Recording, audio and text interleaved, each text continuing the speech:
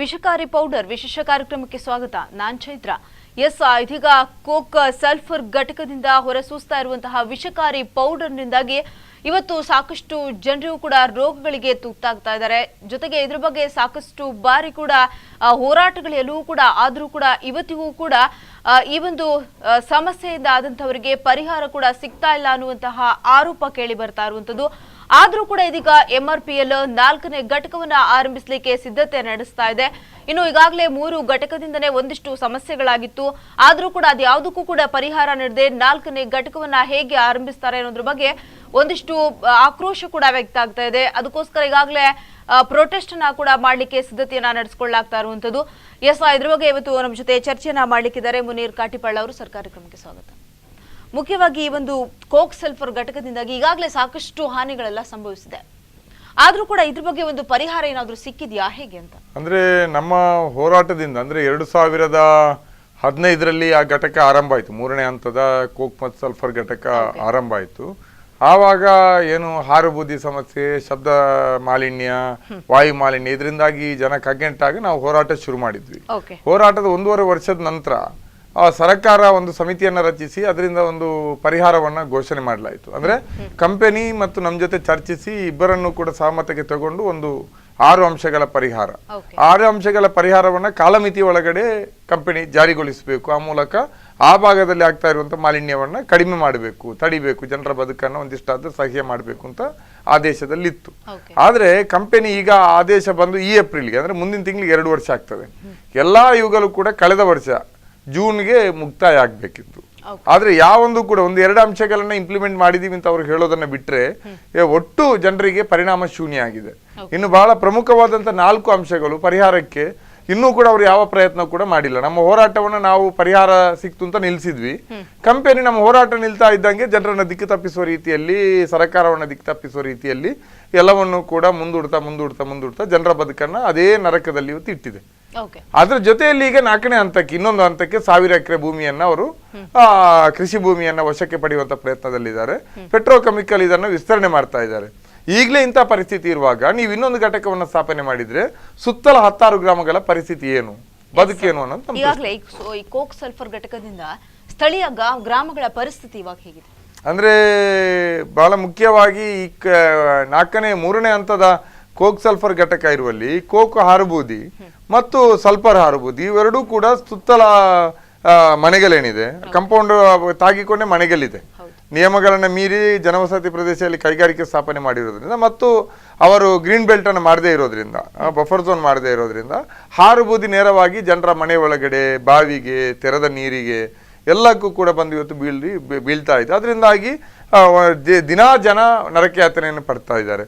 ಮತ್ತು ಅವರ ಕುಡಿಯುವ ನೀರು, ಗಾಳಿ ಇದರಲ್ಲೆಲ್ಲ ಇದು ಕೋಕ್ ಮತ್ತು ಪೆಟ್ಕೋಕ್ ಮತ್ತು ಸಲ್ಫರ್ ಎರಡೂ ಕೂಡ ವಿಷಕಾರಿ ಕೆಮಿಕಲ್ಗಳು ಬೆರೆತಿರೋದ್ರಿಂದ ಜನ ಬೇರೆ ಬೇರೆ ರೀತಿಯ ರೋಗ ರುಜಿನಗಳಲ್ಲಿ ಬಲ್ತಾ ಇದ್ದಾರೆ. ಬಹುಶಃ ಇಡೀ ಆ ಸುತ್ತಲ ಗ್ರಾಮ ಕೆಂಜಾರು, ಜೋಕಟ್ಟೆ, ತೋಕೂರು, ಕುಳಾಯಿ ಈ ಸುತ್ತಲ ಗ್ರಾಮಗಳಲ್ಲಿ ಬಹುಶಃ ಅಲರ್ಜಿ ಸಹಿತ ಯಾವುದಾದ್ರೂ ಒಂದು ಇಂತಹ ಈ ಕಾರಣಕ್ಕಾಗಿ ಬಂದಿರುವಂತಹ ರೋಗಗಳಿಂದ ಮುಕ್ತವಾದ ಒಂದು ಕುಟುಂಬ ಕೂಡ ಇಲ್ಲ. ಎಲ್ಲರೂ ಕೂಡ ಬೇರೆ ಬೇರೆ ಕಾರಣದ ರೋಗಗಳಿಂದ ಇವತ್ತು ಬಳಲ್ತಾ ಇರೋದು. ಮತ್ತು ಇನ್ನೊಂದು ಕಡೆ ಶಬ್ದ ಮಾಲಿನ್ಯದಿಂದಾಗಿ ಸುತ್ತಲ ಗ್ರಾಮಗಳಲ್ಲಿ ಜನ ಮಕ್ಕಳು ಎಕ್ಸಾಮಿಗೆ ಓದ್ಲಿಕ್ಕಾಗದ ಪರಿಸ್ಥಿತಿ, ಆ ಕೆಟ್ಟ ವಾಸನೆಯಿಂದ ಶಾಲಾ ಮಕ್ಕಳು ತಲೆ ತಿರುಗಿ ಬೀರೋದು, ಇಂತಹ ಒಂಥರ ವಿಪರೀತವಾದಂತಹ ಸಮಸ್ಯೆಗಳು ಮತ್ತು ಬೇರೆ ಬೇರೆ ರೀತಿಯ ಸಮಸ್ಯೆಗಳು ಜನರನ್ನ ಕಾಡ್ತಾ ಇದೆ. ಇದೀಗ ಮೊದಲ ಘಟಕ ಆರಂಭವಾದಂತಹ ಸಂದರ್ಭದಲ್ಲಿ ಏನಾದ್ರೂ ಸಮಸ್ಯೆಗಳಿತ್ತ ಅಂತ? ಅಂದ್ರೆ ಮೊದಲ 2 ಘಟಕಗಳು MRPL ಸ್ಥಾಪನೆ ಆದಾಗ ಜನರಿಗೆ ಅದರ ಸಮಸ್ಯೆಗಳು ಗೊತ್ತಾಗ್ಲಿಲ್ಲ. ಅಂದ್ರೆ ಆವಾಗ್ಲೂ ಹೋರಾಟ ಇತ್ತು. ಮೊಗವೀರ ಸಮುದಾಯದ ಬಂಧುಗಳು ಪೈಪ್ಲೈನ್ ಮೂಲಕ ಅವರ ಮಲಿನ ನೀರನ್ನ, ಕೆಮಿಕಲ್ ನೀರನ್ನ ಸಮುದ್ರಕ್ಕೆ ಬಿಡೋದನ್ನು ವಿರೋಧಿಸಿ ಹೋರಾಟವನ್ನು ಮಾಡಿದ್ರು. ಬಹಳ ದೊಡ್ಡ ರೀತಿಯಲ್ಲಿ ಹೆದ್ದಾರಿಯನ್ನು ತಡೆಯುವ ಮೂಲಕ ಮಂಗಳೂರಿಂದ ಹಿಡಿದು ಶಿರೂರ್ವರೆಗೆ 2-3 ದಿವಸ ಇಡೀ ಹೆದ್ದಾರಿ ಬಂದ್ ಮಾಡಿದ್ರು. ಆದ್ರೆ ಹೋರಾಟವನ್ನು ಬೇರೆ ಬೇರೆ ರೀತಿಯಲ್ಲಿ ಹತ್ತಿಕ್ಕಿ ಮಾಲಿನ್ಯ ಮಾಡೋದಿಲ್ಲ ಅಂತ ಹೇಳಿ ಕಂಪನಿ ಕಾರ್ಯಾಚರಣೆಯನ್ನು ನಡೆಸ್ತು.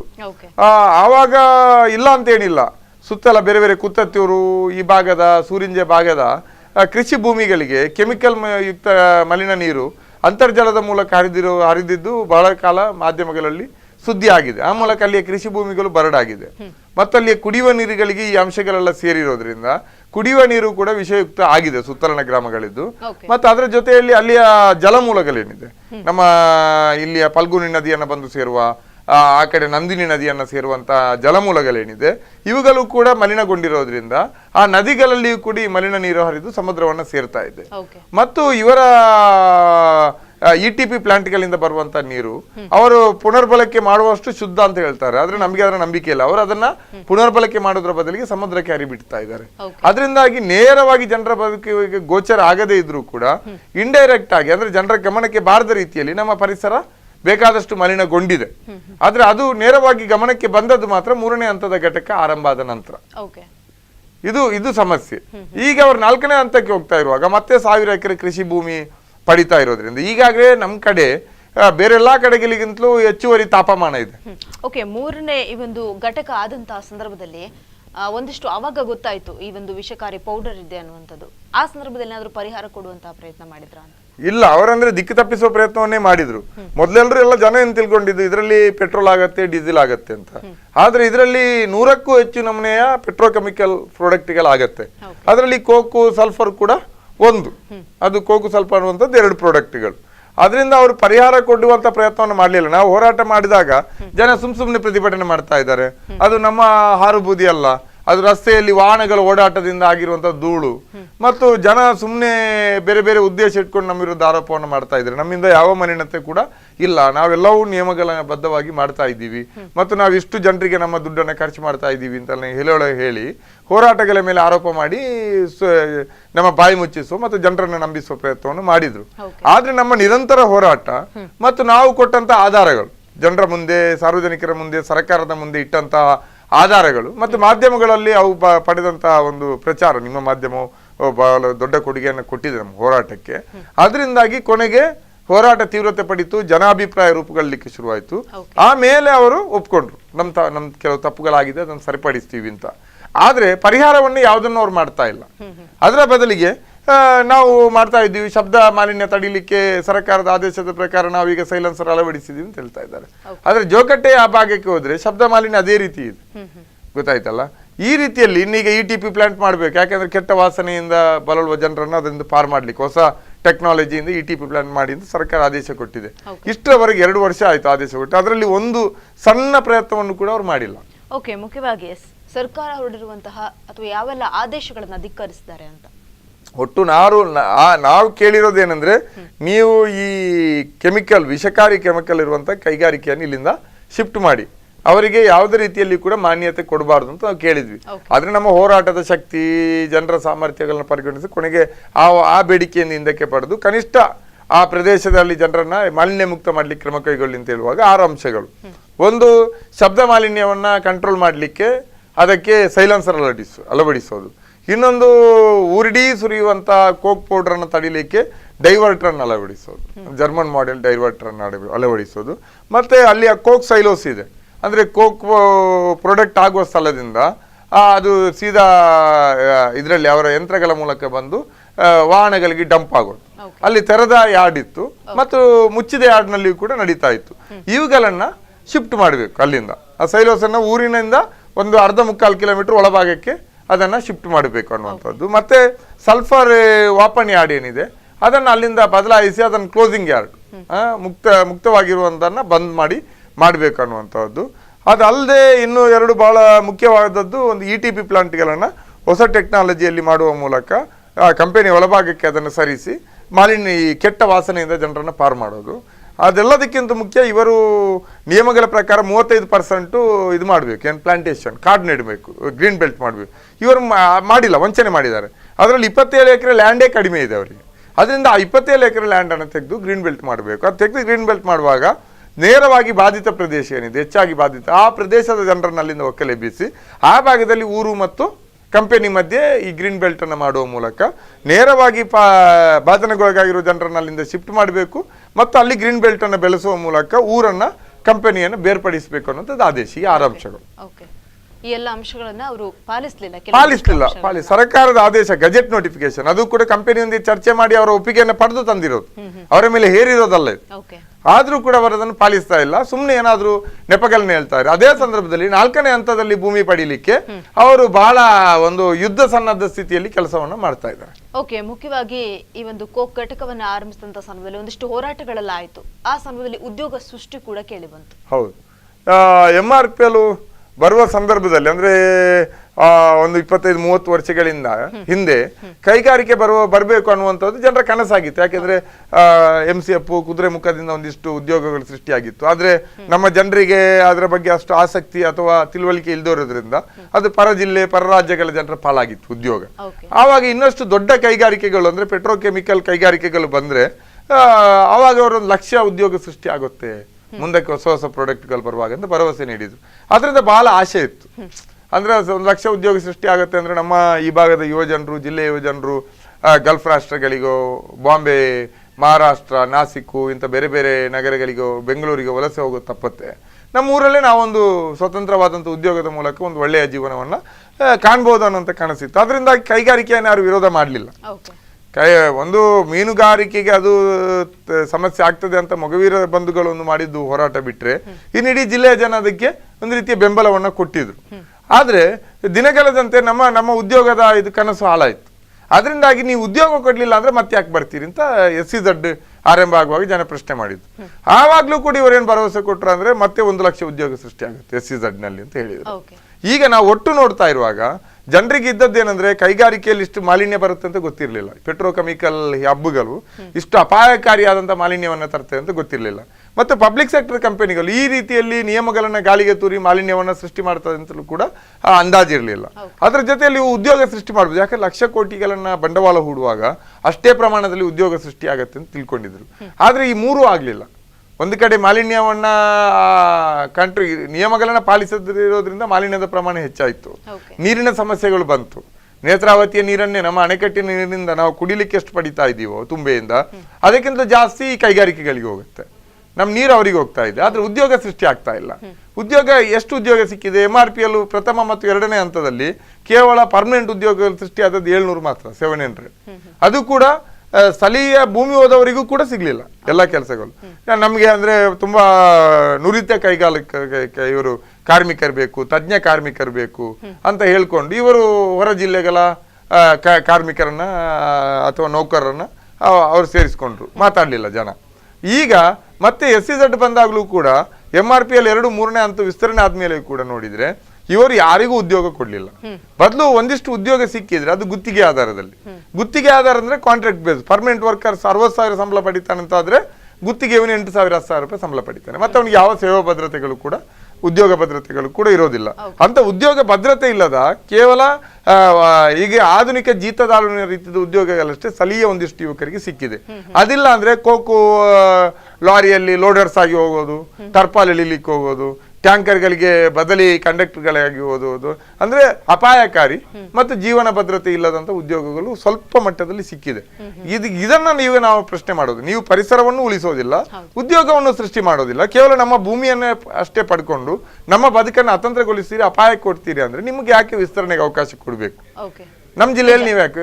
ಇದು ನಮ್ಮ ಪ್ರಶ್ನೆ. ಇವತ್ತು ನಾವು ಆ ಕಾರಣ ಇಟ್ಕೊಂಡು ಹೋರಾಟವನ್ನು ಮಾಡ್ತೀವಿ. ಈಗಾಗಲೇ ನೀವು ಹೇಳಿದ್ರೆ MRPL ಬರೋದಕ್ಕಿಂತ ಮುಂಚೆ ಇಷ್ಟೆಲ್ಲ ಅನಾಹುತಗಳಾಗುತ್ತೆ ಅನ್ನೋದು ಗೊತ್ತಿರ್ಲಿಲ್ಲ ಅಂತ. ಒಂದು ಕಡೆ ಉದ್ಯೋಗ ಸೃಷ್ಟಿಯಾಗುತ್ತೆ ಅನ್ನುವಂತ ಭರವಸೆ ಕೂಡ ಇತ್ತು ಅಂತ. MRPL ಮೊದಲು ಹೇಳಿದಂತಹ ಸಂದರ್ಭದಲ್ಲಿ ಸ್ಥಳೀಯವಾಗಿ ಅಥವಾ ನಮ್ಮ ಮಂಗಳೂರಿನ ಜನತೆಗೆ ಉದ್ಯೋಗವನ್ನ ಸೃಷ್ಟಿಸಿ ಕೊಡ್ತೀವಿ ಅನ್ನುವಂತ ಭರವಸೆ ಏನಾದ್ರು ನೀಡಿದ್ರಾ ಅಂತ? ಖಂಡಿತ ನೀಡಿದ್ರು. MRPL ಕಂಪನಿಯವರು ನೀಡಿದ್ರು, SEZ ನವರು ನೀಡಿದ್ರು. ಅದಲ್ಲದೆ ನಮ್ಮ ಇಲ್ಲಿಯ ಜನಪ್ರತಿನಿಧಿಗಳು ಅಂದ್ರೆ ಆ ಕಾಲದಲ್ಲಿ ಬಹಳ ದೊಡ್ಡ ನಾಯಕರು, ರಾಜ್ಯಸಭಾ ಸದಸ್ಯರಾಗಿದ್ದಂತ ಜನಾರ್ದನ್ ಪೂಜಾರಿ, ವೀರಪ್ಪ ಮೊಯ್ಲಿ, ಆಸ್ಕರ್ ಫೆರ್ನಾಂಡಿಸ್, ಸದಾನಂದ ಗೌಡರು, ಇಂಥವರೆಲ್ಲರೂ ಕೂಡ ಮಾತನ್ನ ಹೇಳಿದ್ದಾರೆ. ಉದ್ಯೋಗ ಆಶ್ವಾಸನೆ ಒಂದು ಕಡೆ ಪೂರ್ಣ ಹುಸಿ ಆಗಿದೆ. ಈಗ ಅವ್ರು ಯಾರು ಮಾತಾಡಲ್ಲ. ಜೋಕಟ್ಟೆ ಈ ನರಕಕ್ಕೆ ಯಾರು ಭೇಟಿ ನೀಡಿಲ್ಲ. ಇದ್ರ ಬಗ್ಗೆ ಇನ್ನಷ್ಟು ವಿಚಾರಗಳನ್ನ ಚರ್ಚೆ ಮಾಡೋದು. ಸಣ್ಣ ಬ್ರೇಕ್ ಅನ್ನೋದೇ. ಎಸ್ ವೀಕ್ಷಕರು, ಈಗಾಗಲೇ ನಾವು ಸಾಕಷ್ಟು ವಿಚಾರಗಳನ್ನ ಮಾತಾಡಿದ್ವಿ. ಕೋಕ್ ಸಲ್ಫರ್ ಘಟಕದಿಂದ ಏನಾಗ್ತಾ ಇದೆ ಇವತ್ತು ಅನ್ನುವಂಥದ್ದು. ಬಟ್ ಇದಕ್ಕೆಲ್ಲವೂ ಕೂಡ ಇವತ್ತು ಸಂತ್ರಸ್ತರಿಗೆ ಪರಿಹಾರ ಅನ್ನುವಂಥದ್ದು ಸಿಗ್ತಾ ಇದೆಯಾ ಅನ್ನುವಂತಹ ಪ್ರಶ್ನೆ, ಜೊತೆಗೆ ಉದ್ಯೋಗ ಸೃಷ್ಟಿ ಮಾಡ್ತೀವಿ ಅನ್ನುವಂತಹ ಪೊಳ್ಳು ಭರವಸೆಯನ್ನ MRPL ನೀಡಿದೆ ಅನ್ನುವಂತಹ ಆರೋಪ ಎಲ್ಲ ಕೇಳಿ ಬರ್ತಾ ಇದೆ. ಎಸ್, ಇದ್ರ ಬಗ್ಗೆ ಇನ್ನಷ್ಟು ಚರ್ಚೆಗಳನ್ನ ಮುಂದುವರಿಸ್ತೀವಿ. ಅದಕ್ಕಿಂತ ಮುಂಚೆ ಒಂದು ಪುಟ್ಟ ಬ್ರೇಕ್.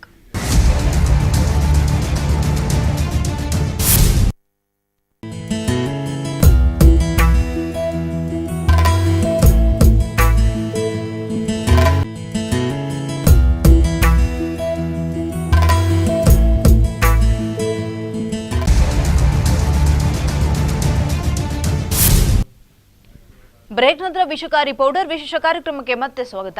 ಈಗಾಗಲೇ ನಾವು ಸಾಕಷ್ಟು ವಿಚಾರಗಳಿಂದ ಮಾತಾಡಿದ್ವಿ. ಒಂದು ಕಡೆಯಲ್ಲಿ ಈ MRPL ನಿಂದ ಒಂದಿಷ್ಟು ಅನ್ಯಾಯ ಆಗಿದೆ ಅನ್ನುವಂತಹ ಆರೋಪಗಳು ಕೇಳಿ ಬರ್ತಾ ಇದೆ. ಅಲ್ಲದೆ ಈಗಾಗಲೇ ಕೋಕ್ ಸಲ್ಫರ್ ಘಟಕದಿಂದಾಗಿ ಸ್ಥಳೀಯ ಗ್ರಾಮಗಳ ಸ್ಥಿತಿ ಇವತ್ತು ಯಾವ ಮಟ್ಟಕ್ಕಿದೆ ಅನ್ನುವಂಥದ್ದನ್ನ ಮಾತಾಡಿದ್ರು. ಜೊತೆಗೆ ಉದ್ಯೋಗ ಸೃಷ್ಟಿಯ ಬಗ್ಗೆ ಇಲ್ಲಿನ ಜನಪ್ರತಿನಿಧಿಗಳು ಒಂದು ಕಡೆ ನಿರ್ಲಕ್ಷ್ಯ ತಾಳಿದ್ದಾರೆ ಅನ್ನುವಂತಹ ಆರೋಪಗಳೆಲ್ಲವೂ ಕೂಡ ಕೇಳಿ ಬಂತು. ಈಗಾಗಲೇ ಮುನೀರ್ ಕಾಟಿಪಾಳ್ ಅವರೇ ನೀವು ಹೇಳಿದ್ರಿ ಜನಪ್ರತಿನಿಧಿಗಳ ನಿರ್ಲಕ್ಷ್ಯ ಎಲ್ಲೋ ಒಂದು ಕಡೆ ಉದ್ಯೋಗ ಸೃಷ್ಟಿಯಲ್ಲಿ ಹಿಂದೆ ಬಿತ್ತು ಅಂತ. ಯಾಕಂತ ಹೇಳಿದ್ರೆ MRPL ಬರೋದಕ್ಕಿಂತ ಮುಂಚೆ ಉದ್ಯೋಗ ಸೃಷ್ಟಿಯೇ ಒಂದು ಮುಖ್ಯವಾದಂತಹ ಉದ್ದೇಶ ಆಗಿತ್ತು. ಸ್ಥಳೀಯವಾಗಿ ಉದ್ಯೋಗ ಸಿಗುತ್ತೆ ಅನ್ನುವಂತಹ ಕಾರಣದಿಂದಾಗಿ MRPLಗೆ ಅವಕಾಶವನ್ನ ಕೊಟ್ವಿ ಅನ್ನುವಂಥದ್ದು.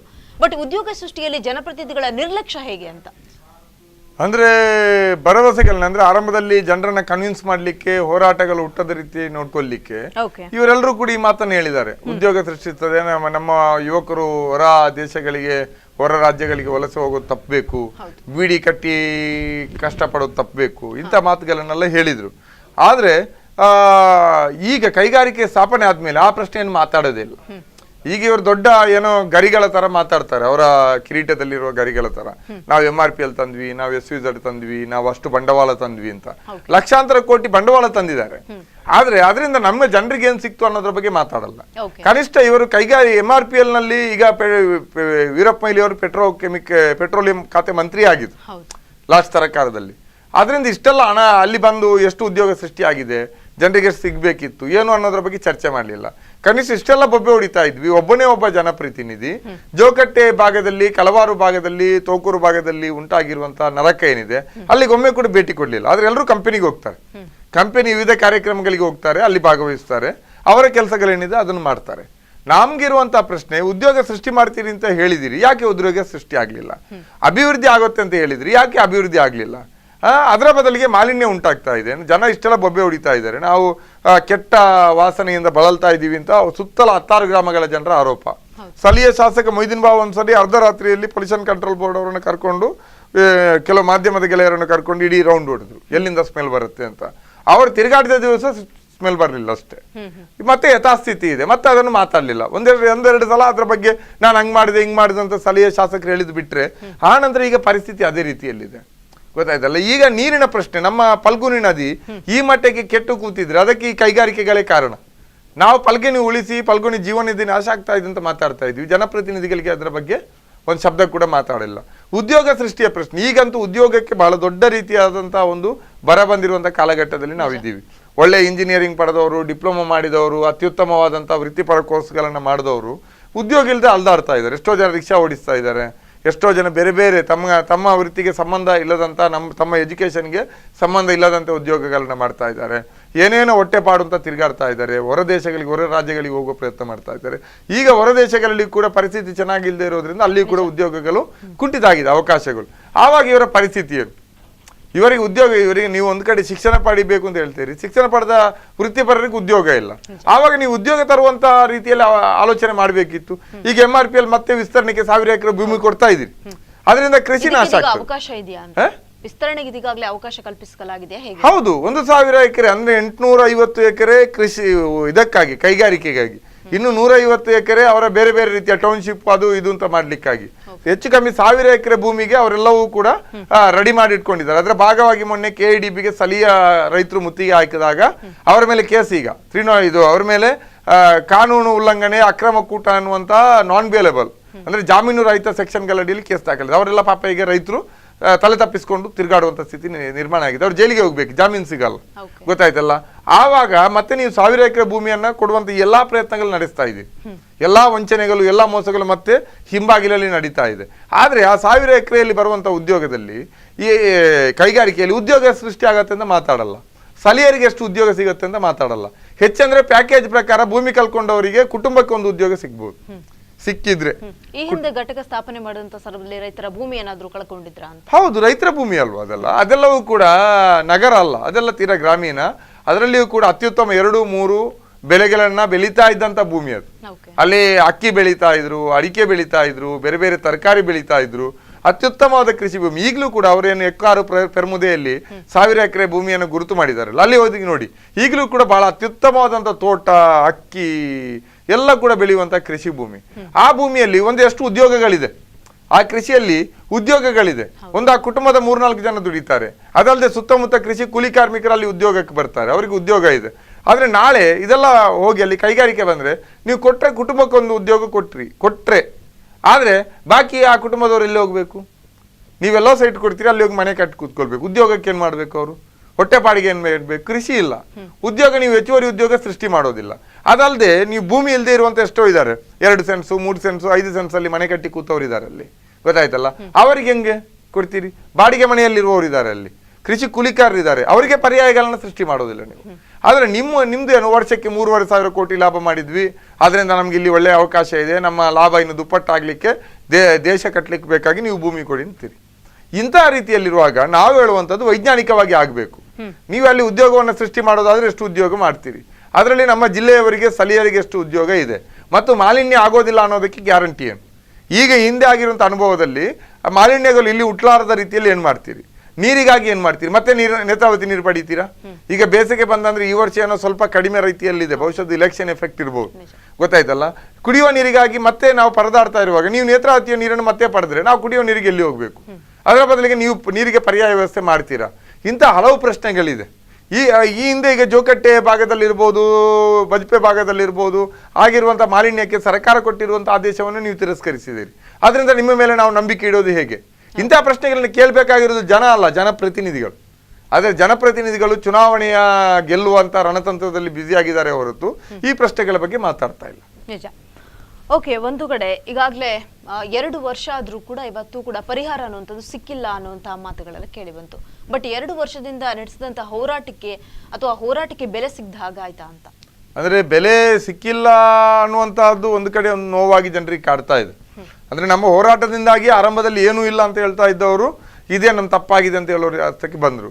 ಮತ್ತೆ ನಮ್ಮ ಹೋರಾಟವನ್ನ ಕಡೆಗಣಿಸಿ ಬಂಧನ ಮಾಡಿ ಕೇಸಾಗಿ ಜೈಲಿಗೆ ಕಳಿಸ್ತಾ ಇದ್ದಂತಹ ಒಂದು ಸರ್ಕಾರ ಕೊನೆಗೆ ಒಂದು ಸಮಿತಿ ಮಾಡಿ ನಮ್ಮನ್ನೇ ಕೂರಿಸಿ ಸರ್ಕಾರದ ಕಮಿಟಿಯಲ್ಲಿ ನಿಮ್ಮ ಸಮಸ್ಯೆಯನ್ನು ಆಲಿಸಿ ಒಂದು ಪರಿಹಾರ ಪ್ಯಾಕೇಜ್ ಅನ್ನು ಘೋಷಣೆ ಮಾಡ್ಲಿಕ್ಕೆ ಆಯ್ತು. 400-500 ಕೋಟಿ ಕಂಪನಿ ಖರ್ಚು ಮಾಡ್ಬೇಕಾಗತ್ತೆ. ಆ ಮಟ್ಟಕ್ಕೆ ಗೆಲುವು ಸಿಕ್ಕಿದೆ. ಆದ್ರೆ ಗೆದ್ದು ನಮ್ಗೆ ಸಿಕ್ಕಿರೋದು ಫಲವನ್ನ ನಮ್ಗೆ ತಿನ್ಲಿಕ್ಕೆ ಬಿಡೋದಿಲ್ಲ ಅನ್ನುವಂಥ ಸ್ಥಿತಿ ಇದೆಯಲ್ಲ, ಇದು ತೀರಾ ಅಮಾನವೀಯ. ನಮ್ಮ ಹೋರಾಟ ಸಿಕ್ಕಿರುವಂತ ಫಲವನ್ನು ಕೂಡ ಅಂದ್ರೆ ತಪ್ಪನ್ನು ಒಪ್ಕೊಂಡು ಮಾಡಿರುವಂತ ಈ ಏನಿದೆ ಪರಿಹಾರ ಕ್ರಮಗಳನ್ನು ಕೂಡ ಜಾರಿ ಮಾಡಲ್ಲ ಅಂತ ಕಂಪನಿ ಹೇಳುತ್ತೆ. ಸರ್ಕಾರ ಜನಪ್ರತಿನಿಧಿಗಳು ಕಣ್ಣು ಮುಚ್ಚಿ ಕೂಡ್ತಾರ ಅಂದ್ರೆ ಜನ ಏನ್ ಮಾಡ್ಬೇಕು? ಅಂದ್ರೆ ನಮ್ಗೆ ಹೋರಾಟ ಅಲ್ಲದೆ ಬೇರೆ ದಾರಿ ಇಲ್ಲ, ಬೀದಿಗೆ ಇಳಿಲೇಬೇಕು. ಆದ್ರೆ ಎಷ್ಟೊಂದು ಹೋರಾಟ ಮಾಡ್ತಾ ಕೂರ್ಬೋದು? ಇಲ್ಲಿ ನಾವು ಹೇಳುವಂತ ಪ್ರಶ್ನೆ ಇದು ಕೇವಲ ಜೋಕಟ್ಟೆಯವರ ಪ್ರಶ್ನೆಯೋ ಅಥವಾ ನಾಳೆ ಭೂಮಿ ಕಲ್ಕೊಳ್ಳುವಂತ ಪೆರ್ಮುದೆ ಎಕ್ಕಾರಿನವರ ಪ್ರಶ್ನೆಯೋ ಅಲ್ಲ. ಇದು ಕೇವಲ ಭೂಮಿ ಕೊಟ್ಟವರ ಪ್ರಶ್ನೆ ಕೂಡ ಅಲ್ಲ. ಭೂಮಿ ಕೊಟ್ಟ ಮೇಲೆ ಅಲ್ಲಿ ಕೈಗಾರಿಕೆಗಳಾದ್ಮೇಲೆ ಅದರ ಸುತ್ತ 10 ಗ್ರಾಮಗಳಿದೆಯಲ್ಲ, ಅವರ ಬದುಕಿನ ಪ್ರಶ್ನೆ. ಈಗಾಗಲೇ 13 ಅತ್ಯಂತ ಅಪಾಯಕಾರಿ ಅಂದ್ರೆ ರೆಡ್ ಝೋನ್ ನ ಕೈಗಾರಿಕೆಗಳು ನಮ್ಮ ಮಂಗಳೂರಿನ ಈ ಭಾಗದಲ್ಲಿದೆ ಅಂತ ಅಧಿಕೃತವಾದಂತಹ ವಿಪತ್ತು ನಿರ್ವಹಣಾ ಸಮಿತಿಯೇ ನೋಟ್ ಮಾಡಿರುವಂತಹದ್ದು. ಅಂತ ನೋಟ್ ಮಾಡಿರುವಂತಹ ಅಪಾಯಕಾರಿ ಕೈಗಾರಿಕೆಗಳಿರುವಾಗ ಅದೊಂಥರ ಭೋಪಾಲ್ ತರನೇ ಅಪಾಯದ ಇದರಲ್ಲೇ ಇದೀವಿ. ಅದಕ್ಕೆ ವಿಪತ್ತು ನಿರ್ವಹಣೆ ಮಾಡ್ಲಿಕ್ಕೆ ಬೇಕಾದಂತ ವ್ಯವಸ್ಥೆಗಳಿಲ್ಲ ಅನ್ನುವಂಥದ್ದು ವಿಪತ್ತು ನಿರ್ವಹಣಾ ಸಮಿತಿ ಒಪ್ಕೊಂಡಿದೆ. ಒಂದು ಕಡೆ ನಮ್ಮ ಇಡೀ ಜನರ ಜೀವನವನ್ನು ಅಪಾಯದಲ್ಲಿಟ್ಟಿದೆ, ಇನ್ನೊಂದು ಕಡೆ ಉದ್ಯೋಗಗಳು ಬರಲ್ಲ, ನಮ್ಮ ಭೂಮಿ ಹೋಗ್ತಾ ಇದೆ. ಈಗಾದಾಗ ಸ್ಥಳೀಯ ಅಲ್ಲಿಯ ನೇರವಾದಂತ ಸಂತ್ರಸ್ತರು ಮಾತ್ರ ಅಲ್ಲ, ಇಂಡೈರೆಕ್ಟ್ ಆಗಿ ನಾಳೆ ಹೆಚ್ಚು ಕಮ್ಮಿ ಆದ್ರೆ ಇಡೀ ಮಂಗಳೂರು ಇದಕ್ಕೆ ಬಲಿ ಆಗೋದೆ. ಅದರಿಂದಾಗಿ ಮಂಗಳೂರಿನ ನಾಗರಿಕರು ಇದರ ಬಗ್ಗೆ ಧ್ವನಿ ಎತ್ತಬೇಕು. ಚುನಾವಣೆಯಲ್ಲಿ ಇದು ಪ್ರಶ್ನೆ ಆಗ್ಬೇಕು. ನೀವು ನಮ್ಮ ಕುಡಿಯುವ ನೀರನ್ನು ಅಂದ್ರೆ ನೇತ್ರಾವತಿಯಲ್ಲಿ ಎತ್ತಿನ ಒಲೆ ಮಾಡ್ತೀವಿ ಅಂದಾಗೆಲ್ಲ ಮಾತಾಡಿದ್ವಿ. ಅದೇ ರೀತಿಯಲ್ಲಿ MRPLಗೆ ಮತ್ತೆ ಅದೇ ಡ್ಯಾಮಿನಿಂದ ನೀರು ಕೊಡ್ತೀವಿ ಅನ್ನುವಾಗ್ಲೂ ಕೂಡ ಮಾತಾಡ್ಬೇಕಲ್ಲ. ಅದೇ ರೀತಿಯಲ್ಲಿ 13 ಅಪಾಯಕಾರಿ ರೆಡ್ ಝೋನ್ ಕೈಗಾರಿಕೆಗಳಿದೆ. ವಿಪತ್ತು ನಿರ್ವಹಣಾ ಸಮಿತಿಯಲ್ಲಿ ಅದನ್ನ ಏನಾದ್ರೂ ಹೆಚ್ಚು ಕಮ್ಮಿ ಆದ್ರೆ ನಿರ್ವಹಣೆ ಮಾಡುವಂತ ಸಾಮರ್ಥ್ಯ ಇಲ್ಲ ಅಂತ ಹೇಳುವಾಗ ಅದಕ್ಕಾಗಿ ನೀವೇನ್ ಮಾಡಿದ್ದೀರಿ ಅನ್ನೋದನ್ನು ಜನ ಪ್ರಶ್ನೆ ಮಾಡ್ಬೇಕು. MRPL ಇಷ್ಟೆಲ್ಲ ಮಾಲಿನ್ಯವನ್ನು ಮಾಡಿದ ಮೇಲೆ ಉದ್ಯೋಗಗಳನ್ನ ಸೃಷ್ಟಿ ಮಾಡ್ತಾ ಇಲ್ಲ ಭರವಸೆಯ ಪ್ರಕಾರ ಅಂತಂದ್ಮೇಲೆ ಮತ್ತೆ 1000 ಎಕರೆ ಭೂಮಿ ಅವರಿಗೆ ಹಾಕೊಡ್ತೀರಿ ಅಂತ ಜನ ಕೇಳ್ಬೇಕು. ಹಾಗೆ ಕೇಳುವಂತಹ ಪರಿಸ್ಥಿತಿ ನಿರ್ಮಾಣ ಆದಾಗ ಬಹುಶಃ ನಮ್ಮ ಹೋರಾಟಗಳು ಫಲ ನೀಡಲಿಕ್ಕೆ ಆರಂಭ ಆಗ್ತದೆ ಅಂತ ಅನಿಸ್ತದೆ. ಓಕೆ, ಮುಖ್ಯವಾಗಿ ಈಗಾಗಲೇ ನೀವು ಹೇಳಿದ್ರಿ ಸಾಕಷ್ಟು ಮಾಲಿನ್ಯ ಕೂಡ ಆಗ್ತಾ ಇದೆ ಅಂತ. ಅದರಲ್ಲಿ ನೀರು ಕೂಡ ಎಷ್ಟು ಕಲುಷಿತ ಆಗಿರ್ಬೋದು ಈ ಒಂದು ಕೋಕ್ನ ಪೌಡರ್ನಿಂದಾಗಿ. ಅದಕ್ಕೇನಾದ್ರೂ ಪರಿಹಾರ ಅಥವಾ ಅದಕ್ಕೇನಾದ್ರೂ ಬೇರೆ ರೀತಿಯ ಮಾರ್ಗ ಮಾಡಿದ್ರ ಅಂತ? ನೋಡಿ, ಜೋಕಟ್ಟೆಯಲ್ಲಿ ಎಷ್ಟೋ ಬಾವಿಗಳು ಕುಡಿಯಲಿಕ್ಕೆ ಸಾಧ್ಯ ಆಗದಂತ ಸ್ಥಿತಿಯನ್ನು ತಲುಪಿದೆ. ಉತ್ತಮವಾದಂತ ನೀರಿನ ಮೂಲ ಇದೆ ಅಲ್ಲಿ, ವರ್ಷ ಪೂರ್ತಿ ಅಲ್ಲೇ ಬಾವಿಗಳು ತುಂಬಿರ್ತವೆ. ಆದ್ರೆ ಆ ನೀರು ಕುಡಿಲಿಕ್ಕೆ ಸಾಧ್ಯ ಆಗದಂತ ಪರಿಸ್ಥಿತಿ ಇದೆ. ಕೆಲವು ಮನೆಗಳವರು ಸ್ವತಂತ್ರವಾಗಿ ಸಾಮರ್ಥ್ಯ ಇರುವವರು ನೀರನ್ನ ಕ್ಯೂರಿಂಗ್ ಮಾಡುವಂತ ಅಂದ್ರೆ ಶುದ್ಧೀಕರಣ ಘಟಕಗಳನ್ನ 3 ಲಕ್ಷ 4 ಲಕ್ಷ ಖರ್ಚು ಮಾಡಿ ಮನೆಯಲ್ಲಿ ಹಾಕಿದ್ದಾರೆ, ಗೊತ್ತಾಯ್ತಲ್ಲ. ಅದರಿಂದಾಗಿ ಅವ್ರು ಬಚಾವ್. ಬಾಕಿಯವರು ಕಾರ್ಪೊರೇಷನ್ ಅಥವಾ ಅಲ್ಲಿಯ ಪಂಚಾಯತ್ ಕೊಡುವಂಥ ಕುಡಿಯುವ ನೀರು ಏನಿದೆ, ಬೋರ್ವೆಲ್ ಇದ್ದು ಅದಕ್ಕೆ ಕಾಯಬೇಕು. ಬಾವಿಯ ನೀರು ಉಪಯೋಗ ಮಾಡದಂಥ ಸ್ಥಿತಿ ಇದೆ. ಅದು ಕೂಡ ಬೋರ್ವೆಲ್ ನೀರು ಕೂಡ ಅಂತರ್ಜಲಕ್ಕೆ ಇದೆಲ್ಲ ಸೇರಿರೋದ್ರಿಂದ ಯಾವ ಮಟ್ಟದಲ್ಲಿ ಇದೆ ಅನ್ನುವಂಥದ್ದಕ್ಕೆ ಇವತ್ತು ಉತ್ತರ ಇಲ್ಲ. ತುಂಬಾ ಸಲ ಮಾಲಿನ್ಯ ನಿಯಂತ್ರಣ ಮಂಡಳಿಯವರು ನೀರಿನ ಸ್ಯಾಂಪಲ್ಗಳನ್ನ ತಗೊಂಡು ಹೋಗಿದ್ದಾರೆ. ಯಾವತ್ತೂ ಕೂಡ ನಮ್ಗೆ ಉತ್ತರಗಳನ್ನ ಕೊಟ್ಟಿಲ್ಲ. ನೀರು ಕುಡಿಬೋದಾ ಕುಡಿಬಾರ್ದು ಅಂತ ಮಾತೆತ್ತಿದ್ರೆ ಹೇಳ್ತಾರೆ. ಮಂಗಳೂರು ಸಿಟಿ ಒಳಗಡೆಯೂ ಕೂಡ ಇಂತಹ ಸಮಸ್ಯೆಗಳಿದೆ.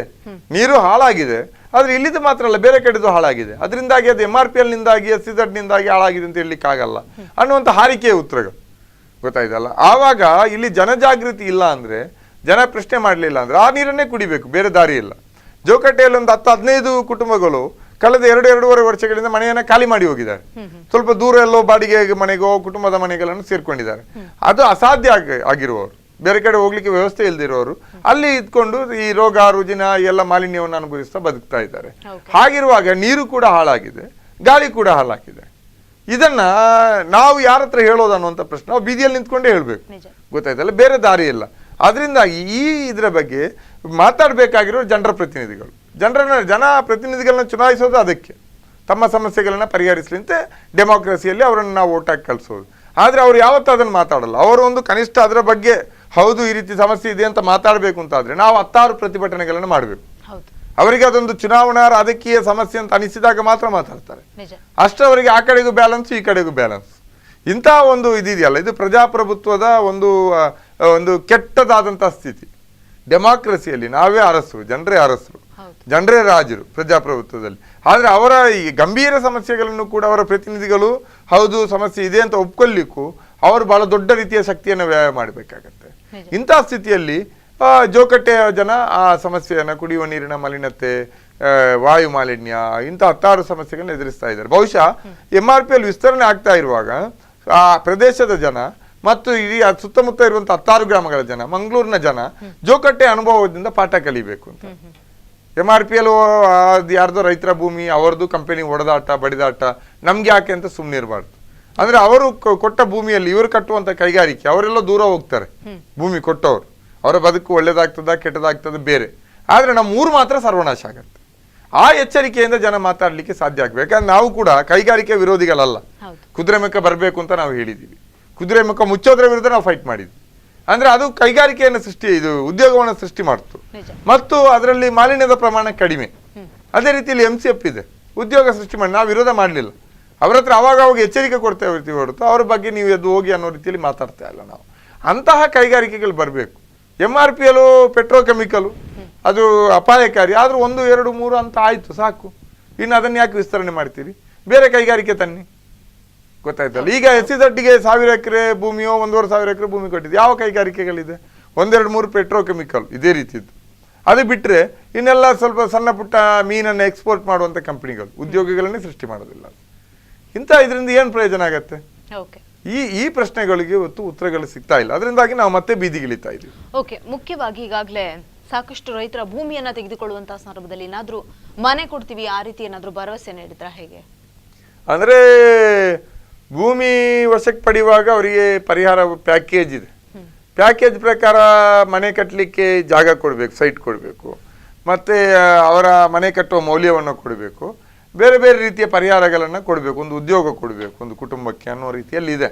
ಆದರೆ ಇಲ್ಲಿ ಅವರು ಆ ರೀತಿ ಕೊಡುವಾಗಲೂ ಕೂಡ ವಂಚನೆ ಮಾಡುವಂಥ ಪ್ರಯತ್ನವನ್ನು ಮಾಡ್ತಾ ಇದ್ದಾರೆ. ಈಗ ಕೇಂದ್ರ ಸರ್ಕಾರ ಲಾಸ್ಟ್ UPA ಸರ್ಕಾರ ಅಂದ್ರೆ UPA ಸರ್ಕಾರದ ಅಂತಿಮ ಹಂತದಲ್ಲಿ ಅವರೊಂದು ಹೊಸ ಭೂ ಸ್ವಾಧೀನ ಕಾನೂನನ್ನು ತಂದರು 2013ರಲ್ಲಿ. ಆ ಕಾಯ್ದೆಯ ಪ್ರಕಾರ ಭೂಮಿ ವಶಕ್ಕೆ ಪಡಿಬೇಕು ಅಂತಂದ್ರೆ ರೈತನ ಪೂರ್ಣ ಒಪ್ಪಿಗೆ ಬೇಕಾಗತ್ತೆ. ಅಲ್ಲ ಪ್ರದೇಶದ 80% ರೈತರು ಒಪ್ಪಬೇಕು. ಓಕೆ, ಮುನೀರ್ ಕಾಟಿಬಾಳೆ, ಇನ್ನಷ್ಟು ವಿಚಾರಗಳನ್ನ ಮಾತಾಡೋಣ. ಒಂದು ಸಣ್ಣ ಬ್ರೇಕ್ ಅನ್ನ ತೆಗೆದುಕೊಳ್ಳೋಣ. ಎಸ್ ವೀಕ್ಷಕರು, ಈಗಾಗಲೇ ಸಾಕಷ್ಟು ವಿಚಾರಗಳನ್ನ ಮಾತಾಡಿದ್ವಿ. ಮುಖ್ಯವಾಗಿ MRPL ನಲ್ಲಿ ಈ ಒಂದು ಭೂಮಿಯನ್ನ ತೆಗೆದುಕೊಳ್ಳುವಂತಹ ಸಂದರ್ಭದಲ್ಲಿ ಏನಾದ್ರೂ ಮನೆಯನ್ನ ನೀಡುವಂತಹ ಭರವಸೆಯನ್ನ ನೀಡಿದ್ದ, ಬಟ್ ಎಲ್ಲರಿಗೂ ಕೂಡ ಇವತ್ತು ಪರಿಹಾರ ಸಿಕ್ಕಿದ್ಯಾ ಅನ್ನುವಂತಹ ಪ್ರಶ್ನೆ ಕೂಡ ಮೂಡುತ್ತೆ. ಎಸ್, ಇದ್ರ ಬಗ್ಗೆ ಇನ್ನಷ್ಟು ವಿಚಾರಗಳನ್ನ ಮಾತಾಡ್ತೀವಿ. ಅದಕ್ಕಿಂತ ಮುಂಚೆ ಒಂದು ಪುಟ್ಟ ಬ್ರೇಕ್.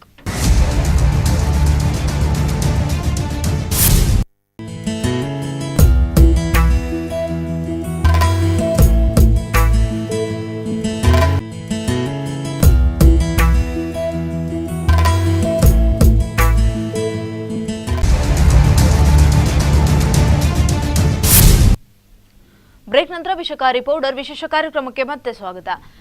ಈಗಾಗಲೇ ಎಂಆರ್ಪಿಎಲ್ ನಿಂದ ಒಂದಿಷ್ಟು ಆರೋಪಗಳು ಎಂಆರ್ಪಿಎಲ್ ನ ವಿರುದ್ಧ ಕೇಳಿ ಬರ್ತಾ ಇದೆ. ಯಾಕಂತ ಹೇಳಿದ್ರೆ ಹಿಂದೆನೂ ಕೂಡ ಸಾಕಷ್ಟು ಹೋರಾಟಗಳಾಯಿತು. ಒಂದು ಕಡೆ ವಿಷಕಾರಿಯಾದಂತಹ ಪೌಡರ್ ನಿಂದಾಗಿ ಸಾಕಷ್ಟು ಸಮಸ್ಯೆಗಳು, ಸ್ಥಳೀಯ ಜನರಿಗೆ ರೋಗ ರುಜಿನಗಳು ಬರ್ತಾ ಇರುವಂತದ್ದು. ಆ ನಿಟ್ಟಿನಲ್ಲಿ ಇಂತಹ ಕಂಪನಿಯನ್ನ ಇದೀಗ ಮತ್ತೆ ವಿಸ್ತರಣೆಯನ್ನ ಮಾಡ್ತಾ ಇದ್ದಾರೆ. ಈಗಾಗಲೇ 3 ಘಟಕವನ್ನ ಸ್ಥಾಪನೆ ಮಾಡಲಾಗಿದೆ. ಇನ್ನು 4ನೇ ಘಟಕದ ಒಂದು ವಿಸ್ತರಣೆಯೂ ಕೂಡ ಈಗಾಗಲೇ ಅವಕಾಶ ಇದೆ ಅನ್ನುವಂಥದ್ದು. ಆ ನಿಟ್ಟಿನಲ್ಲಿ ವಿಸ್ತರಣೆ ಮಾಡ್ತಾ ಇರುವಂತದ್ದು. ಅದರ ವಿರುದ್ಧ ಇದೀಗ ಹೋರಾಟವನ್ನ ಮಾಡ್ಲಿಕ್ಕೆ ಸಜ್ಜಾಗ್ತಾ ಇದ್ದಾರೆ. ಯಾಕಂತ ಹೇಳಿದ್ರೆ ಈಗ ಮಾಡಿದಂತಹ ಈ ಘಟಕದಿಂದಲೇ ಒಂದಿಷ್ಟು ಸಹಿಸಿಕೊಳ್ಳಿಕ್ಕೆ ಜನರಿಗೆ ಆಗ್ತಾ ಇಲ್ಲ.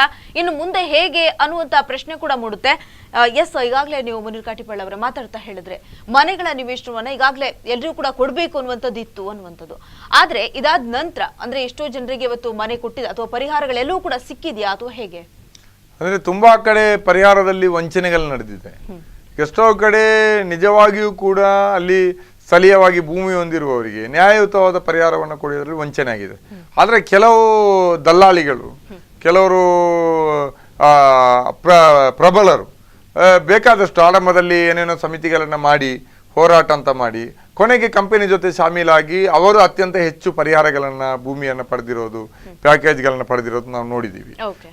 ಅದೇ ಸಂದರ್ಭದಲ್ಲಿ ಅಲ್ಲಿ ನಾನು ಹೇಳಿದ್ನಲ್ಲ, ಭೂಮಿ ಹೊಂದದೆ ಕೃಷಿ ಭೂಮಿಯನ್ನು ಅವಲಂಬನೆ ಮಾಡಿ ಬದುಕ್ತಾ ಇದ್ದಂತ ಕೂಲಿ ಕಾರ್ಯರಿರ್ತಾರೆ. ಯಾವುದೋ ದಲಿತ ಕುಟುಂಬಗಳು, ಇನ್ಯಾವುದೋ ಕೆಳ ಸಮುದಾಯದ ಕುಟುಂಬಗಳು, ಅವರಿಗೆ ಭೂಮಿ ಇರಲ್ಲ, ಅವರು ಕಾರ್ಮಿಕರಾಗಿರ್ತಾರೆ. ಅಂಥವ್ರಿಗೆ ಯಾವ ಪರಿಹಾರವೂ ಸಿಗಲಿಲ್ಲ. ಅವರು ಮತ್ತೆ ಎಲ್ಲೋ ಕಂಪನಿಯ ಒಳಗಡೆ ಗುತ್ತಿಗೆ ಆಧಾರದಲ್ಲಿ ಕಸ ಗುಡಿಸೋದು ಇಂಥ ಕೆಲಸಗಳನ್ನೇ ಮಾಡಬೇಕಾಗತ್ತೆ. ಮತ್ತು ಅವರಿಗೆ ಈ ಹಿಂದೆ ಇದ್ದ ರೀತಿಯಲ್ಲಿ ಎಲ್ಲೋ ಸಣ್ಣ ಮೊತ್ತಕ್ಕೆ ಸಿಗ್ತಾ ಇದ್ದಂಥ ಬಾಡಿಗೆ ಮನೆಗಳು ಈಗ ಸಿಗಲ್ಲ. ಅಂದ್ರೆ ಬಾಡಿಗೆಗಳೆಲ್ಲ 10 ಪಟ್ಟು ಜಾಸ್ತಿ ಆಗಿದೆ. ಕಂಪನಿ ಕಾರ್ಮಿಕರು ಯಾರ್ಯಾರೆಲ್ಲ ಅಲ್ಲಿ ಬರ್ತಾರೆ. ಅದರಿಂದಾಗಿ ಅವರು ತಮ್ಮ ದುಡಿಮೆ ಬಹುತೇಕ ಇದನ್ನ ಪಾಲನ್ನ ಬಾಡಿಗೆ ಮನೆಗೆ ಕೊಡೋದು ಅಥವಾ ಎಲ್ಲೋ ದೂರಕ್ಕೆ ವಲಸೆ ಹೋಗುವಂಥ ಸ್ಥಿತಿಗಳು ಇದೆಲ್ಲ ನಿರ್ಮಾಣ ಆಗಿದೆ. ಅದ್ರ ಆಚೆಗೆ ಇಷ್ಟೆಲ್ಲ ಕೊಡಬೇಕು ಅಂತ ಇದೆ. ಆದರೆ ಕೊಡುವಾಗಲೂ ಏನಾಗುತ್ತೆ, ಕೆಲವು ರೈತರಿಗೆ ಭೂಮಿ ಹೋಗುತ್ತೆ, ದುಡ್ಡು ಸಿಗುತ್ತೆ. ಆ ದುಡ್ಡನ್ನು ಯಾವ ರೀತಿ ಬಳಸಬೇಕು ಅಂತ ಗೊತ್ತಿರಲ್ಲ ಅವರಿಗೆ. ಗೊತ್ತಾಯ್ತಲ್ಲ, ಎಲ್ಲೋ ಅವರನ್ನ ಬ್ರೋಕರ್ಗಳು ದಿಕ್ಕು ತಪ್ಪಿಸ್ತಾರೆ, ರಿಯಲ್ ಎಸ್ಟೇಟ್ ಮಾಡುವವರು ದಿಕ್ಕು ತಪ್ಪಿಸ್ತಾರೆ. ಅಂಥವರ ದುಡ್ಡನ್ನು ಎಲ್ಲೋ ಯಾವ್ಯಾವುದಕ್ಕೆ ಇನ್ವೆಸ್ಟ್ ಮಾಡಿಸಿ ಹೆಚ್ಚು ದುಡ್ಡಿಗೆ ಪಡ್ಕೊಂಡು ಇನ್ವೆಸ್ಟ್ ಮಾಡಿಸಿ ಅದನ್ನೆಲ್ಲ ದುರ್ಬಳಕೆ ಮಾಡಿರುವಂಥ ಬೇಕಾದಷ್ಟು ಉದಾಹರಣೆಗಳಿದೆ. ಅದಲ್ಲದೆ ನಾನು ಅವಾಗ ಹೇಳಿದ ರೀತಿಯಲ್ಲಿ ಯಾವುದು ಒಂದು ಕುಟುಂಬಕ್ಕೆ ಒಂದು ಸೈಟ್ ಕೊಡಬೇಕು, ಮನೆ ಕಟ್ಟಲಿಕ್ಕೆ ದುಡ್ಡು ಕೊಡಬೇಕು, ಅದರೆಲ್ಲ ಕೊಡಬೇಕು ಅಂತ ಕಾನೂನುಗಳಿದೆ. ಆ ಕಾನೂನನ್ನು ಇನ್ನಷ್ಟು ಸ್ಟ್ರೆಂಥನ್ ಮಾಡಿ 2013ರಲ್ಲಿ UPA ಸರ್ಕಾರ ಭೂ ಸ್ವಾಧೀನಕ್ಕೆ ಹೊಸ ಕಾಯ್ದೆ ತಂತು. ಈಗ ಅದೇ UPA ಸರ್ಕಾರ ಏನು ಕಾಂಗ್ರೆಸ್ ನೇತೃತ್ವದಿತ್ತು, ಅವರದೇ ಈಗ ರಾಜ್ಯದಲ್ಲಿ ಕಾಂಗ್ರೆಸ್ ಸರ್ಕಾರ ಇದೆ. ಆದ್ರೆ MRPLಗೆ ಭೂ ಸ್ವಾಧೀನ ಮಾಡುವಾಗ 2013ರ ಆ ಕಾಯ್ದೆ ಏನಿದೆ, ಹೊಸ ಕಾಯ್ದೆಯ ಬದಲಿಗೆ ಹಳೆಯ KDB ಕಾಯ್ದೆ ಮೂಲಕನೇ ಇಲ್ಲಿ ಭೂಮಿಯನ್ನು ಈಗ ವಶಕ್ಕೆ ಮಾಡುವಂತ ಪ್ರಯತ್ನವನ್ನು ಮಾಡ್ತಾ ಇದ್ದಾರೆ. ಇದು ನೇರವಾಗಿ ಜನರಿಗೆ ಮಾಡುವಂತ ಅನ್ಯಾಯ, ಸ್ಥಳೀಯ ರೈತರಿಗೆ. ಅಂದ್ರೆ ಅಂತಿಮವಾಗಿ ಭೂಮಿ ಪಡೆಯುವಾಗಲೂ ಕೂಡ ಅವರಿಗೆ ಸರ್ಕಾರ ರೂಪಿಸಿದ, ಇವರದೇ ಪಕ್ಷದ ಸರ್ಕಾರ ರೂಪಿಸಿದ ಕಾಯ್ದೆಯ ಪ್ರಕಾರ ಅತ್ಯುತ್ತಮ ಪರಿಹಾರ ಪ್ಯಾಕೇಜ್ ಕೊಡೋದನ್ನು ತಪ್ಪಿಸಿ ಕಂಪನಿಗೆ ಅನುಕೂಲ ಮಾಡುವಂತ ಪ್ರಯತ್ನವನ್ನು ಮಾಡ್ತಾ ಇದ್ದಾರೆ. ಈ ಅನ್ಯಾಯವನ್ನು ಮೊನ್ನೆ ಪ್ರತಿಭಟಿಸಿದ್ದಕ್ಕೆ ಅವ್ರ ಮೇಲೆ ಕೇಸ್ ಹಾಕಿದ್ದಾರೆ. KDBಗೆ ನೀವು ಒಳಗಡೆ ನುಗ್ಗಿ ದಾಖಲೆ ಮಾಡಿದ್ರಿ, ಜೀವ ಬೆದರಿಕೆ ಒಡ್ಡಿದ್ರಿ ಅನ್ನೋ ರೀತಿಯಲ್ಲಿ ಹಾಕಿದ್ದಾರೆ. ಇದು ನಮ್ಮ ಈ ಸದ್ಯಕ್ಕಿರುವಂತಹ ಸ್ಥಿತಿ. ಅಂದ್ರೆ ಪರಿಹಾರಗಳಿದೆ, ಪ್ಯಾಕೇಜ್ಗಳಿದೆ, ಆದರೆ ಅದು ರೈತರಿಗೆ ಅಥವಾ ಸಂತ್ರಸ್ತಿಗೆ ಸಿಗದ ರೀತಿಯಲ್ಲಿ ನೋಡುವಂತ ಪ್ರಯತ್ನಗಳು ಕೂಡ ನಡೀತಾ ಇದೆ. ಓಕೆ, ಮುಖ್ಯವಾಗಿ ಈಗಾಗಲೇ ನೀವು ಹೇಳಿದ್ರಿ ಸಾಕಷ್ಟು ಜನ ಕೂಡ ಇವತ್ತು ಈ ಪೌಡರ್ ನಿಂದ ಸಹಿಸಿಕೊಳ್ಳಿಕ್ಕೆ ಸಾಧ್ಯ ಆಗದೆ ಎಷ್ಟೋ ಜನ ಇವತ್ತು ಬೇರೆ ಕಡೆ ಮನೆಯನ್ನ ಮಾಡಿದ್ದಾರೆ, ಮನೆಯನ್ನೇ ಬಿಟ್ಟು ಹೋಗಿದ್ದಾರೆ ಅಂತ ಹೇಳಿದ್ರೆ, ಬಿಟ್ಟು ಹೋಗುವಂತ ಸಂದರ್ಭದಲ್ಲಿ ಅವರು ಕೇಳಲಿಲ್ವಾ ಅಂತ? ಅಂದ್ರೆ ಯಾರನ್ನು ಕೇಳ್ತಾರೆ? ಈಗ ನಮ್ಮ ಹೋರಾಟ ಶುರು ಆದ್ಮೇಲೆ ಜೋಕಟ್ಟೆ ಕಡೆಗೆ ಮಾಧ್ಯಮಗಳು ಬಂದ್ರು, ಏನ್ ಸಮಸ್ಯೆ ನೋಡಿದ್ರು, ಕೊನೆಗೆ ಪೊಲ್ಯೂಷನ್ ಕಂಟ್ರೋಲ್ ಬೋರ್ಡ್ ಅವರು ಬಂದ್ರು, ಕೊನೆಗೆ ಜಿಲ್ಲಾಧಿಕಾರಿ ಕೂಡ ಇಬ್ರಾಹಿಂ ಇದ್ದಾಗ 1-2 ಸಲ ಬಂದ್ರು, ಎಲ್ಲ ಬಂದ್ರು. ಅದಕ್ಕಿಂತ ಮುಂಚೆ ಖಾಲಿ ಮಾಡಿ ಹೋದ್ರೆ ಯಾರ ಹತ್ರ ಹೇಳೋದು? ಹೋಗಿ ಯಾರ ಹತ್ರ ಸ್ಥಳೀಯವಾಗಿ ಜನಪ್ರತಿನಿಧಿಗಳು ಹೌದಾ ಏನ್ ಮಾಡೋದು, ಇಷ್ಟು ದೊಡ್ಡ ಕಂಪನಿ ಜೊತೆ ನಮ್ಗೆ ಏನಾದ್ರು ಮಾತಾಡ್ಲಿಕ್ಕೆ ಆಗತ್ತಾ, ನಮ್ಮ ಮಾತು ಕೇಳ್ತಾರ ಅನ್ನೋ ರೀತಿಯಲ್ಲಿ ತೇಲಿಸಿ ಬಿಟ್ಟಿದ್ದಾರೆ. ಅದರಿಂದಾಗಿ ಅವ್ರು ಯಾರ ಹತ್ರ ಕೇಳಿದ್ರು? ಡೆಮಾಕ್ರಸಿ ಹೌದು, ಆದ್ರೆ ಡೆಮಾಕ್ರಸಿಯಲ್ಲಿ ಜನಬಲವನ್ನು ಕೂಡ ಲೆಕ್ಕ ಹಾಕ್ತಾರೆ. ನಿಮ್ ಜೊತೆ ಎಷ್ಟು ಜನ ಇದ್ದಾರೆ ಅಂತ, ನಿಮ್ಮ ಮತದಾನದ ಸಾಮರ್ಥ್ಯ ಏನು, ನಿಮಗೊಂದು ಸರ್ಕಾರವನ್ನ ಒಬ್ಬ MLAಯನ್ನ ಬದಲಾಯಿಸುವ ಶಕ್ತಿ ಸಾಮರ್ಥ್ಯ ಇದೆಯಾ, ಇದ್ರಷ್ಟೇ ನಮ್ಮ ಸಮಸ್ಯೆಗಳನ್ನ ಗಮನಿಸ್ತಾರೆ. ಅದು ಬಿಟ್ಟು 1, 2, 3, 10, 15 ಜನ ಮನೆ ಖಾಲಿ ಮಾಡಿ ಹೋದ್ರೆ ಯಾರು ಮಾತಾಡ್ತಾರೆ? ಸ್ಥಳೀಯವಾಗಿ ಇರುವಂತಹ ಪ್ರಬಲರನ್ನ ಕಂಪನಿಗಳು ತಮ್ಮ ಹತೋಟಿಯಲ್ಲಿ ಇಟ್ಕೊಂಡಿದ್ದಾರೆ. ಸ್ಥಳೀಯವಾದಂಥ ರಾಜಕಾರಣಿಗಳಲ್ಲಿ ಕೆಲವರನ್ನ ತಮ್ಮ ಹತೋಟಿಯಲ್ಲಿ ಇಟ್ಕೊಂಡಿದ್ದಾರೆ, ಅವರಿಗೆ ಬೇಕಾದಂಥ ಅನುಕೂಲಗಳನ್ನ ಮಾಡಿಕೊಟ್ಟಿದ್ದಾರೆ. ಸ್ಥಳೀಯವಾದಂಥ ಪೊಲೀಸ್ ಇಲಾಖೆ ಇರ್ಬೋದು, ಸ್ಥಳೀಯವಾಗಿರುವಂಥ ಕಂದಾಯ ಇಲಾಖೆ ಇರ್ಬೋದು, ಈ ಮಾಲಿನ್ಯ ನಿಯಂತ್ರಣ ಮಂಡಳಿಗಳಂತ ಸ್ವತಂತ್ರವಾದಂಥ ಸರ್ಕಾರಿ ಬೋರ್ಡ್ಗಳಿರ್ಬೋದು, ಇವುಗಳೆಲ್ಲವೂ ಕೂಡ ಕಂಪನಿಯ ಹಿಡಿತದಲ್ಲಿ ಅಥವಾ ಅವರ ಒಂದು ಪ್ರಭಾವದ ಒಳಗಡೆ ಇರೋದ್ರಿಂದ ನ್ಯಾಯಗಳು ನಿರಾಕರಣೆ ಆಗ್ತಾನೆ ಹೋಗುತ್ತೆ, ನ್ಯಾಯಗಳು ಸಿಗೋದಿಲ್ಲ. ಈ ನೀವು ಜೋಕಟ್ಟೆ ಬಂದ್ರೆ ಬಹುಶಃ ನೀವು ಕೂಡ ಲಾಸ್ಟ್ ಒಂದೂವರೆ ವರ್ಷದಿಂದ ಅದರ ಬಗ್ಗೆ ವಿಶೇಷ ವರದಿಯನ್ನು ಮಾಡಿದಿರಿ ಸ್ಪಂದನ ಚಾನಲ್, ಖಾಲಿ ಮನೆಗಳನ್ನು ತೋರಿಸಿ. ಈಗಲೂ ಆ ಮನೆಗಳು ಹಂಗೆ ಇದೆ, ಖಾಲಿ ಮನೆಗಳಿದೆ, ಸಿಕ್ಕಾಬಟ್ಟೆ ಮನೆ ಆವರಣಗಳೆಲ್ಲ ಮುಳ್ಳು ಗಂಟಿಗಳನ್ನ ಬೆಳೆದು ಬೂತ್ ಬಂಗ್ಲ ತರ ಆಗಿದೆ. ಬಹುಶಃ ಈ ಸ್ಥಿತಿ ಬದಲಾಯಿಸಬೇಕು ಅಂತಾದ್ರೆ ಜನ ಇನ್ನಷ್ಟು ತೀವ್ರವಾದಂತ ಹೋರಾಟಗಳನ್ನ ಮಾಡಬೇಕಾದಿತ್ತೋ ಏನೋ ಗೊತ್ತಿಲ್ಲ. ಆದ್ರೆ ಅದು ಕೇವಲ ಜೋಕಟ್ಟೆಯ ಜನರಷ್ಟೇ ನಿಂತು ಅಥವಾ ಸುತ್ತಲಿನ 4-5 ಗ್ರಾಮಗಳ ಸಂತ್ರಸ್ತ ಜನರಷ್ಟೇ ನಿಂತು ಮಾಡ್ಲಿಕ್ಕಾಗಲ್ಲ. ಅವರಿಗೆ ವ್ಯಾಪಕವಾದಂತ ಜನಸಮೂಹದ ಬೆಂಬಲಗಳು ಸಿಕ್ಕಿದ್ರಷ್ಟೇ ಏನಾದ್ರೂ ಪರಿಹಾರಗಳಾಗ್ಬೋದು. ನಿಜ ನಿಜ. ಮುಖ್ಯವಾಗಿ ಈಗಾಗಲೇ ಇವರು 4ನೇ ಹಂತದ ಘಟಕವನ್ನ ಆರಂಭಿಸ್ತಾ ಇದ್ದಾರೆ. 3ನೇ ಹಂತದ ಘಟಕ ಆರಂಭಿಸುವಂತ ಸಂದರ್ಭದಲ್ಲಿನೇ 2 ಘಟಕಗಳಾಗಿತ್ತು. ಆ ಸಂದರ್ಭದಲ್ಲಿನೇ ವಿಷಕಾರಿ ಪೌಡರ್ ಬಿದ್ದಿರುವಂತದ್ದು ಗೊತ್ತಾಗಿತ್ತು. ಹಾಗಿದ್ರೂ ಕೂಡ 3ನೇ ಘಟಕವನ್ನ ಸ್ಥಾಪನೆ ಮಾಡ್ಲಿಕ್ಕೆ ಹೇಗೆ ಅವಕಾಶ ಕೊಟ್ರು ಅಂತ ನೋಡಿ. ಸರ್ಕಾರಗಳು ಎಷ್ಟೊಂದು ನಾಜೂಕಾಗಿ ಬಂಡವಾಳಶಾಹಿಗಳ ಅಥವಾ ಈ ರೀತಿಯಾಗಿರುವಂತಹ ದೈತ್ಯ ಶಕ್ತಿಗಳನ್ನ ತಮ್ಮ ಸರ್ಕಾರಕ್ಕೆ ಆದಾಯ ಬರುವ ರೀತಿ ಇವುಗಳನ್ನ ಬೆಳೆಸ್ತೇವೆ ಅಂತ ಹೇಳಿದ್ರೆ, ಒಂದು ಕಂಪನಿಯನ್ನ ಸ್ಥಾಪನೆ ಮಾಡಬೇಕು ಅಂತಾದ್ರೆ ಅದಕ್ಕಿಂತ ಮುಂಚೆ ಪೊಲ್ಯೂಷನ್ ಕಂಟ್ರೋಲ್ ಬೋರ್ಡ್ಗಳು ಮತ್ತು ಸರ್ಕಾರಗಳು ಜೊತೆಯಾಗಿ ಪಬ್ಲಿಕ್ ಹಿಯರಿಂಗ್ ನಡೆಸ್ತದೆ. ಪಬ್ಲಿಕ್ ಆಡಿಟ್ ಮತ್ತು ಪಬ್ಲಿಕ್ ಹಿಯರಿಂಗ್, ಜನಾಭಿಪ್ರಾಯವನ್ನು ಕೇಳುತ್ತೆ. ಅದನ್ನ ಎಲ್ಲಾ ಕಡೆ ಅನೌನ್ಸ್ ಮಾಡಿ ಕಂಪನಿಯಲ್ಲಿ ಹಿಂಗಿದೆ ಅಂತ ಹೇಳಿ ಏನೇನು ಟೆಕ್ನಿಕಲ್ ಅಂಶಗಳ ಪುಸ್ತಕಗಳನ್ನ ಕೆಲವು ಕಡೆ ಇಟ್ಟು ಒಂದು ದಿವಸ ಅಲ್ಲಿ ಸಭೆಯನ್ನ ಮಾಡ್ತಾರೆ. ಸಭೆಯ ದಿವಸ ಜನರು ಏನೇ ಬಾಯಿದ್ರು ಕೇಳಿಸ್ಕೊಂಡು ಹೋಗ್ತಾರೆ. ಜನ ಎಲ್ಲಾ ಸಮಸ್ಯೆಗಳನ್ನ ಹೇಳ್ತಾರೆ, ಮಾಲಿನ್ಯದ ಬಗ್ಗೆ ಮಾತಾಡ್ತಾರೆ, ಎಲ್ಲ ಮಾತಾಡ್ತಾರೆ. ಮಾತಾಡಿದ ಮೇಲೆ ನಿಮ್ಮ ಇದೆಲ್ಲವನ್ನು ಕೂಡ ಸರ್ಕಾರಕ್ಕೆ ನಾವು ತಲುಪಿಸ್ತೀವಿ, ಕೇಂದ್ರ ಸರ್ಕಾರ ಅಂತ ಹೇಳಿ ಹೋಗ್ತಾರೆ. ಅವರ ಪ್ರಕಾರ ಜನರ ಸಮಸ್ಯೆಗಳನ್ನ ಆಲಿಸಿದ್ದಾರೆ, ಜನ ಅವರಿಗೆ ಅಬ್ಜೆಕ್ಷನ್ಗಳನ್ನು ಸಲ್ಲಿಸಿದ್ದಾರೆ. ಆದ್ರೆ ಇದನ್ನು ಯಾವುದನ್ನು ಕೂಡ ಮತ್ತೆ ಅಲ್ಲಿರುವಂಥ ಅಂಶಗಳನ್ನ ಪರಿಗಣಿಸ್ಲಿಕ್ಕೆ ಹೋಗೋದಿಲ್ಲ, ಏನೂ ಇಲ್ಲ. ಕೊನೆಗೆ ಇತ್ತೀಚೆಗೆ ಈಗ MRPL 3 ಹಂತಗಳೇನಾಗಿದೆ, ಇದರ ಒಳಗಡೆ ಈಗ 4ನೇ ಹಂತದ ಘಟಕದ ಮುಂಚೆ ಈಗ MRPL 2 ಮತ್ತು 3ನೇ ಹಂತದ 1 ಮತ್ತು 2ನೇ ಹಂತದ ಇದರಲ್ಲಿ ಖಾಲಿ ಜಾಗ ಇದೆ. ಆ ಖಾಲಿ ಜಾಗದಲ್ಲಿ ಒಂದು ಹೊಸ ಪ್ರಾಜೆಕ್ಟ್ ಬರ್ತಾ ಇದೆ. ಅದಕ್ಕೆ ಪಬ್ಲಿಕ್ ಹಿಯರಿಂಗ್ 1 ವರ್ಷದ ಹಿಂದೆ ಕಾಟಿಬಲ್ಲ ಕೈಕಂಬದಲ್ಲಿರುವಂತಹ ದೇವಸ್ಥಾನದ ಸಭಾಂಗಣದಲ್ಲಿ ನಡೆಸಿದ್ರು. ನಾನು ಹೋಗಿ ತುಂಬಾ ಸಮಸ್ಯೆಗಳಲ್ಲಿ ಮಾತಾಡಿದೆ, ದೊಡ್ಡ ಜಗಳ ನಡೆದಿತ್ತು. ಆದ್ರೆ ನಮ್ಮ ದೂರುಗಳೇನಿದೆ ಯಾವ ಉತ್ತರವೂ ಇಲ್ಲ, ಕ್ಲಿಯರೆನ್ಸ್ ಸಿಕ್ತು. ಈಗ ಹೊಸ ಭೂಮಿಯನ್ನು ಪಡೆಯದೆ ಹಳೆ ಭೂಮಿಯಲ್ಲೇ ಒಂದು ಪ್ರಾಡಕ್ಟ್ ಅನ್ನು ತರ್ತಾ ಇದ್ದಾರೆ. ಜನರಿಗೆ ಅದರ ಬಗ್ಗೆ ಯಾವ ಮಾಹಿತಿಯೂ ಇಲ್ಲ, ಜನರ ಒಪ್ಪಿಗೆ ಅವರಿಗೆ ಬೇಕಾಗಿಯೂ ಇಲ್ಲ. ಪಂಚಾಯತ್ಗಳು, ಕಾರ್ಪೊರೇಷನ್ಗಳು ಅವರಿಗೆ ಲೆಕ್ಕಕ್ಕಿಲ್ಲ. ಅಂದ್ರೆ ಸ್ಥಳೀಯ ಸಂಸ್ಥೆಗಳೇನಿದೆ, ಜನರ ಸ್ಥಳೀಯ ಸಂಸ್ಥೆಗಳು, ಅವರಿಗೆ ಇವರು ಯಾವ ಮಾಹಿತಿಯನ್ನು ಕೊಡಬೇಕಾಗಿಲ್ಲ. ಒಂದು ಗ್ರಾಮ ಪಂಚಾಯತ್ ವ್ಯಾಪ್ತಿಯಲ್ಲಿ ಅವರು ಇದನ್ನು ಮಾಡ್ತಾ ಇದ್ದೀವಿ, ನಿಮ್ಮ ಗಮನಕ್ಕೆ ಅನ್ನುವ ರೀತಿಯಲ್ಲಿ ಅವರು ಪಂಚಾಯತ್ಗಳಿಗೆ ಒಂದು ಲೆಟರ್ ಕೂಡ ಬರೆಯೋದಿಲ್ಲ.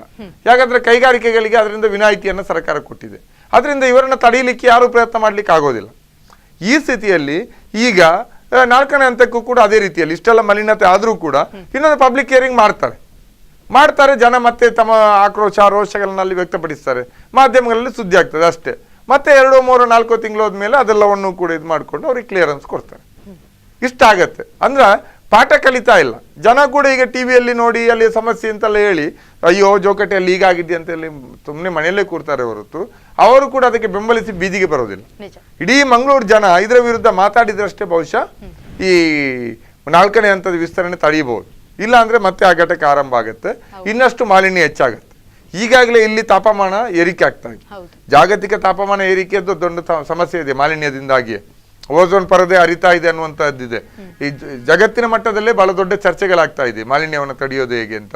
ದೆಹಲಿ ಅಂತ ನಗರದಲ್ಲೇ ದಿನ ಬಿಟ್ಟು ದಿನ ವಾಹನ ಓಡಾಡಿಸುವಂತ ಸ್ಥಿತಿ ನಿರ್ಮಾಣ ಆಗಿದೆ.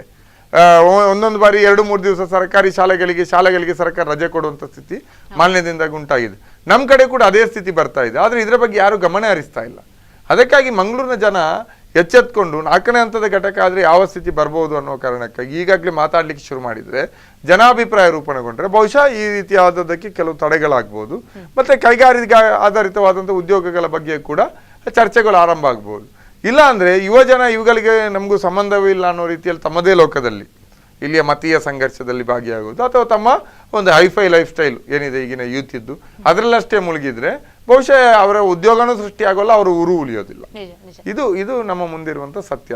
ಎಲ್ಲಾ ಗೊತ್ತಿದ್ದು ಕೂಡ ಜನಪ್ರತಿನಿಧಿಗಳು ಮೌನವಾಗಿ ಇದ್ದಾರೆ ಮತ್ತು ಜನ ಇದನ್ನು ಮಾತಾಡದೇ ಇರೋದ್ರಿಂದ ಜನಪ್ರತಿನಿಧಿಗಳಿಗೆ ಇದರ ಬಗ್ಗೆ ಬಿಸಿ ತರ್ತಾ ಇಲ್ಲ. ಮುಖ್ಯವಾಗಿ ಈಗಾಗಲೇ ನೀವು ಹೇಳಿದ್ರಿ 4ನೇ ಹಂತದ ಘಟಕ ಈಗಾಗಲೇ ಆರಂಭ ಆಗ್ತಿದೆ. ಇದನ್ನು ಕೂಡ ಎಲ್ಲೇ ಆರಂಭ ಮಾಡ್ತಾ ಇದ್ದಾರೆ, ಅಲ್ಲಿ ಎಷ್ಟು ಮನೆಗಳಿಗೆ ಈ ಸಮಸ್ಯೆಗಳಾಗಬಹುದು ಅಂತ ಅಂದ್ರೆ ಅದೀಗ ಅವರು ಭೂಮಿ ಗುರುತು ಮಾಡಿರೋದು ಕೈಗಾರಿಕೆಯನ್ನು ಆರಂಭ ಮಾಡಲಿಕ್ಕೆ ಪೆರ್ಮುದೆ ಮತ್ತು ಎಕ್ಕಾರು ಗ್ರಾಮಗಳು ಮತ್ತು ಅದರದ್ದು ಅಲ್ಲಿಂದ ಎದ್ದು ಅವರಿಗೆ ಪುನರ್ವಸತಿ ಕಾಲೋನಿ ಮಾಡಬೇಕಲ್ಲ, ಅದಕ್ಕೇನೋ ಕಂದಾವರ ಗ್ರಾಮದಲ್ಲಿ ಏನೋ 100-150 ಎಕರೆ ಭೂಮಿಯನ್ನು ನೋಡಿದೆ. ಇಲ್ಲಿ ಒಂದು 850 ಎಕರೆ ಭೂಮಿಯನ್ನು ತೆಗಿತಾ ಇದ್ದಾರೆ ಅನ್ನುವಂಥ ಸುದ್ದಿ. ಅಲ್ಲಿ ನಮಗೆ ಗೊತ್ತಿರುವ ಪ್ರಕಾರ ಅದರಲ್ಲಿ ಒಂದು 70% ಲ್ಯಾಂಡು ಕೃಷಿ ಭೂಮಿ, 2-3 ಬೆಳೆ ಬೆಳೆಯುವಂಥ ಅತ್ಯುತ್ತಮ ಕೃಷಿ ಭೂಮಿಗಳು, ಅತ್ಯುತ್ತಮ ತೋಟಗಳಲ್ಲಿದೆ. ಅದಲ್ಲದೆ ಜನವಸತಿ ಇರುವಂಥ ಕ್ವಾರ್ಟರ್ಸ್ಗಳಿದೆ, ಮನೆಗಳಷ್ಟೇ ಇರುವಂಥ. ಅಂದ್ರೆ ಅವ್ರು ಕೃಷಿಕರಲ್ಲ, ಬೇರೆ ಬೇರೆ ರೀತಿಯ ಉದ್ಯೋಗಗಳನ್ನ ಮಾಡಿಕೊಂಡು ಕೃಷಿ ಕಾರ್ಮಿಕರಾಗಿ ದುಡಿಯುವವರು. ಈ ರೀತಿಯಲ್ಲಿ ಒಂದು 400-500ರಷ್ಟು ಕುಟುಂಬಗಳಿರ್ಬೋದು ಅಂತ ಅನಿಸ್ತದೆ ನನಗೆ. ಈ ಕುಟುಂಬಗಳನ್ನ ಪುನರ್ವಸತಿ ಅವರು ಕಲ್ಪಿಸ್ಲಿಕ್ಕೆ ಇನ್ನೆಲ್ಲೋ ಜಾಗವನ್ನು ಹುಡುಕಿದ್ದಾರೆ. ಅಂದ್ರೆ ಆ ಊರು ಪೂರ್ಣವಾಗಿ ತೆಗೆದು ಅಲ್ಲಿ ಕೈಗಾರಿಕೆಯನ್ನು ಸ್ಥಾಪನೆ ಮಾಡೋದು, ಅವರನ್ನ ಅಲ್ಲಿಂದ ಶಿಫ್ಟ್ ಮಾಡೋದು, ಗೊತ್ತಾಯ್ತಲ್ಲ. ಈ ರೀತಿಯ ಯೋಜನೆ ಇದೆ. ಇದಕ್ಕೆ ಈಗಾಗಲೇ ವಿರೋಧಗಳಿದೆ. ಕೆಲವರನ್ನ ಬೇರೆ ಬೇರೆ ಆಮಿಷದಿಂದ ಅವರು ಕೆಲವು ರೈತರನ್ನ, ಕೆಲವು ಭೂಮಿ ಹೊಂದಿರುವವರನ್ನ ಅವರು ತಂಪರವಾಗಿ ಕನ್ವಿನ್ಸ್ ಮಾಡ್ಕೊಂಡು ಇಟ್ಟಿದ್ದಾರೆ. ಆದರೆ ಬಹುತೇಕ ಭೂಮಾಲಕರು ಅಲ್ಲಿ ಕೈಗಾರಿಕಾ ಇದಕ್ಕೆ ವಿರೋಧವನ್ನು ವ್ಯಕ್ತಪಡಿಸ್ತಾ ಇದ್ದಾರೆ. ಅದರ ಭಾಗವಾಗಿ ಮೊನ್ನೆ ನಡೆದಿರುವಂತಹ ಜಗಳ KDB ಕಚೇರಿಯಲ್ಲಿ. ಆದ್ರೆ ಇದನ್ನು ಆಲಿಸ್ಲಿಕ್ಕೆ ಯಾರು ರೆಡಿ ಇಲ್ಲ. ಅಲ್ಲಿ ಇಷ್ಟೆಲ್ಲ ಆಗಿದೆ, ಮೊನ್ನೆ ವಂಚನೆ ಆಗಿದೆ. ಅಲ್ಲಿರುವಂತಹ KDB ಅಧಿಕಾರಿಗಳ ಮೇಲೆ ಆರೋಪ ಮಾಡಿದ್ದಾರೆ, ಒಬ್ಬರನ್ನ ತಪ್ಪು ಮಾಡಿರೋದು ಗೊತ್ತಾಗಿ ಟ್ರಾನ್ಸ್ಫರ್ ಮಾಡಿದ್ದಾರೆ. ಆದ್ರೂ ಒಬ್ಬ ಜನಪ್ರತಿನಿಧಿ, ಪಾರ್ಲಿಮೆಂಟ್ ಮೆಂಬರ್ ಇರ್ಬೋದು, ಸ್ಥಳೀಯವಾದಂತಹ ಶಾಸಕರುಗಳಿರ್ಬೋದು, ZPTP ಮೆಂಬರ್ಗಳಿರ್ಬೋದು, ಅಲ್ಲಿ ಸ್ಥಳಕ್ಕೆ ಹೋಗಿ ಸಮಸ್ಯೆ ಏನು ಅಂತ ಇಲ್ಲಿಯವರೆಗೆ ಆಲಿಸ್ಲಿಲ್ಲ. ಗೊತ್ತಾಯ್ತು. ಚುನಾವಣೆಗೂ ಇದಕ್ಕೂ ಸಂಬಂಧ ಇಲ್ಲ ಅನ್ನೋ ರೀತಿಯಲ್ಲಿ ಜನ ಕೂಡ ಅಷ್ಟೇ. ನಾಳೆ ಮತದಾನ ಮಾಡುವಾಗ ಅವರು ಬೇರೆನೆ ಲೆಕ್ಕಾಚಾರ, ಈ ಹೋರಾಟಗಳು ಬೇರೆ, ಚುನಾವಣೆ ಬೇರೆ ಅನ್ನೋ ರೀತಿಯಲ್ಲಿ ಇದ್ದಾರೆ. ಜಾತಿ ಧರ್ಮ ಈ ಲೆಕ್ಕಾಚಾರದಲ್ಲಿ ವೋಟ್ ಹಾಕ್ತಾರೆ. ಅದು ಆ ಜನಪ್ರತಿನಿಧಿಗಳು ಬಹುಶಃ ಜನರ ಈ ವೀಕ್ನೆಸ್ಗಳು ಗೊತ್ತಿದೆ ಅಂತ ಅನಿಸ್ತದೆ. ಇಷ್ಟೆಲ್ಲ ಆದ್ರೂ ಕೂಡ ಅಲ್ಲಿಗೆ ಭೇಟಿಯಾಗಿಲ್ಲ. ಅಲ್ಲಿಯ ಸಮಸ್ಯೆಗಳನ್ನ ಕಂಪನಿ ಆಲಿಸೋದಲ್ಲ, ಜಿಲ್ಲಾಡಳಿತ ಆಲಿಸೋದಲ್ಲ, ಪೊಲ್ಯೂಷನ್ ಕಂಟ್ರೋಲ್ ಬೋರ್ಡ್ ಆಲಿಸೋದಲ್ಲ, ಫಸ್ಟ್ ಅಲ್ಲಿ ಜನಪ್ರತಿನಿಧಿಗಳು ಆಲಿಸ್ಬೇಕಲ್ಲ. ಪಾರ್ಲಿಮೆಂಟ್ ಮೆಂಬರ್ಗಳು, ವಿಧಾನಸಭಾ ಸದಸ್ಯರುಗಳು ಅಲ್ಲಿ ಹೋಗ್ಬೇಕಲ್ಲ. ನಿಮ್ಮ ಅಭಿಪ್ರಾಯ ಏನಿದೆ, ನೀವು ಭೂಮಿ ಕೊಡ್ಲಿಕ್ಕೆ ರೆಡಿ ಇದ್ದಾರಾ, ಕೈಗಾರಿಕೆ ಬರುವುದು ಇಂಥದ್ದು ಜನರನ್ನ ಕನ್ವಿನ್ಸ್ ಮಾಡಬೇಕಾಗಿರೋದು. ಈ ರೀತಿಯ ಇದಲ್ಲ, ಸರ್ಕಾರಿ ಅಧಿಕಾರಿಗಳಲ್ಲ, ಜನಪ್ರತಿನಿಧಿಗಳು. ಅವರ ಅಲ್ಲಿಗೆ ಬಂದೇ ಇಲ್ಲ, ಇಷ್ಟವರೆಗೆ ಆ ವಿಚಾರದಲ್ಲಿ ಅವ್ರು ಮಾತಾಡಿಯೇ ಇಲ್ಲ. ಇದು ದೊಡ್ಡ ಸಮಸ್ಯೆ. ಇನ್ನು MRPL ನ ಈಗ 4ನೇ ಘಟಕ ಆರಂಭ ಆಗ್ತಿದೆ. ಈಗ ಸಾಕಷ್ಟು ಭೂಮಿಯನ್ನ ಕೂಡ ತೆಗೆದುಕೊಳ್ತಿದ್ದಾರೆ ಅಂತ, ಅವ್ರಿಗೇನಾದ್ರೂ ಈಗ ಬೇರೆ ಮನೆಗಳನ್ನ ಕೊಡ್ತೀವಿ, ಉದ್ಯೋಗವನ್ನ ಸೃಷ್ಟಿ ಮಾಡ್ತೀವಿ, ಆತರ ಏನಾದ್ರೂ ಭರವಸೆ ನೀಡಿದಾರ ಹೇಗೆ? ಅಂದ್ರೆ ಪ್ಯಾಕೇಜ್ ಅಲ್ಲಿ ಮನೆ ಬರ್ತದೆ, ಅಂದ್ರೆ ಸೈಟು 12.5 ಸೆನ್ಸ್ ಸೈಟ್ ಬರುತ್ತೆ, ಅವರ ಮನೆಯ ಮೌಲ್ಯವನ್ನು ಕೊಡ್ತಾರೆ, ಇಷ್ಟು ಅಂತ ಕೊಡ್ತಾರೆ. ಆದ್ರೆ ಉದ್ಯೋಗ ಸೃಷ್ಟಿಯ ಬಗ್ಗೆ ಯಾವ ಭರವಸೆಯೂ ಇಲ್ಲ. ಪ್ಯಾಕೇಜ್ ಪ್ರಕಾರ ಒಂದು ಕುಟುಂಬಕ್ಕೆ ಒಂದು ಉದ್ಯೋಗ ಸಿಗ್ಬೇಕು. ಮನೆಯಲ್ಲಿ 5-6 ಯುವಕರಿದ್ರೆ ಸಿಗೋದು ಒಬ್ಬನಿಗೆ. ಕೆಲವು ಕುಟುಂಬಗಳು ಕೂಡುಕಟ್ಟಿನ ಕುಟುಂಬಗಳು, ಗೊತ್ತಾಯ್ತಲ್ಲ, ಅವ್ರಿಗೆ 1 ಎಕರೆನೋ 2 ಎಕರೆನೋ 3 ಎಕರೆನೋ ಕೃಷಿ ಭೂಮಿ ಇರ್ತದೆ, ಡೋರ್ ನಂಬರ್ ಒಂದೇ ಇರ್ತದೆ ಅವರಿಗೆ. ಅವಾಗ ಅವರಿಗೆ ಸಿಗೋದು ಒಂದೇ 4-5 ಕುಟುಂಬಗಳು, ಅಣ್ಣ ತಮ್ಮಂದಿರದ್ದು ಇರುತ್ತೆ. ಆದ್ರೆ ಸಿಗೋದು ಒಂದೇ ಉದ್ಯೋಗ ಸೃಷ್ಟಿ ಅಂದ್ರೆ ಅಷ್ಟೇ.